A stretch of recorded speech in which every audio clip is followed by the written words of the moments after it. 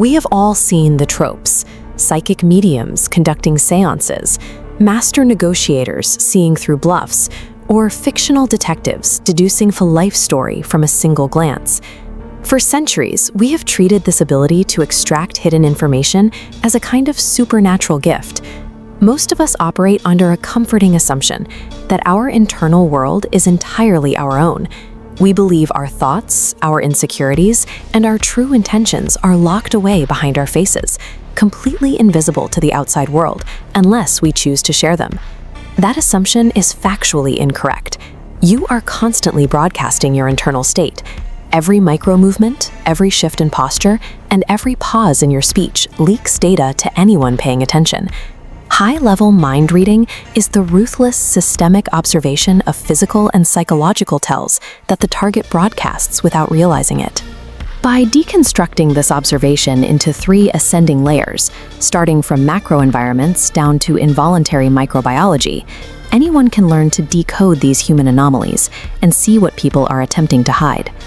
The first layer begins before any formal analysis starts, using a technique called cold reading.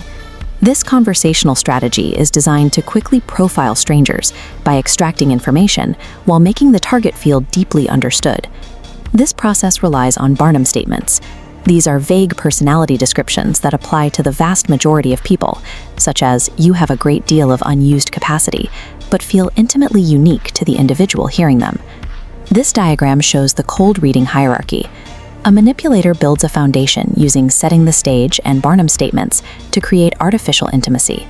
Moving up to pigeonholing, the observer scans the target's age and clothing to classify them into a demographic stereotype.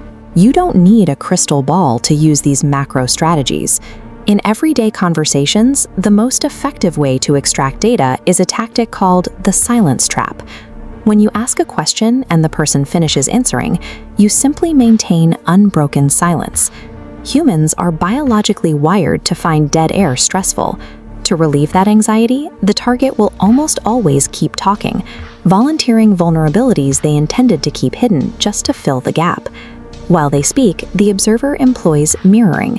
By subtly copying the target's breathing pace, vocabulary, and physical posture, the observer triggers a subconscious feeling of familiarity in the target. This artificial rapport lowers the target's conversational friction. Once they feel this false sense of safety, their internal defenses loosen, allowing the more significant physical tells to reach the surface.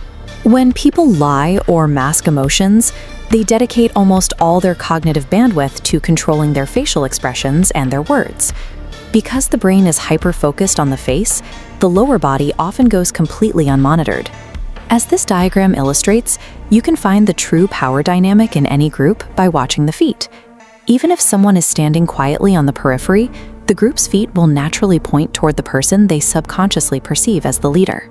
You can also watch for the foot kick. If you ask a highly uncomfortable question, a target may display a sudden, sharp movement of the foot, a subconscious physical attempt to reject the stressor. These lower body leaks are examples of incongruence, the specific moment when a person's spoken words contradict what their physical body is doing. You can spot this in hand gestures.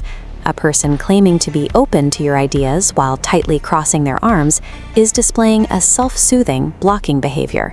Conversely, exposing the palms is a vulnerable gesture that is difficult to maintain while telling a deliberate lie. Incongruence happens in the voice, too.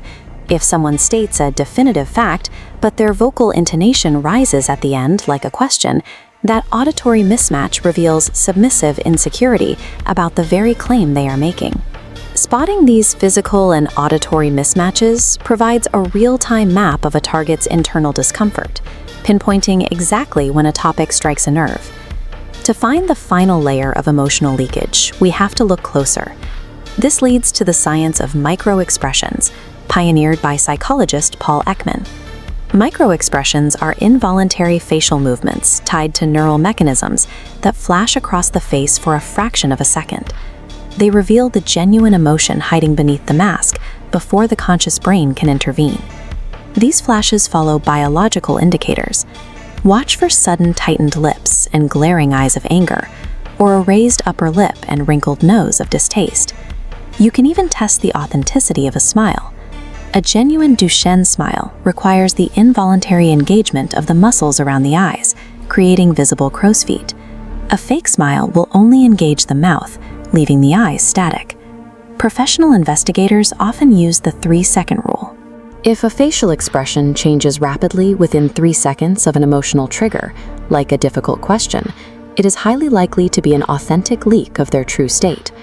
Since these microexpressions are processed in the same neural pathways that control facial muscles, they provide a reliable, objective record of a person's initial emotional reaction.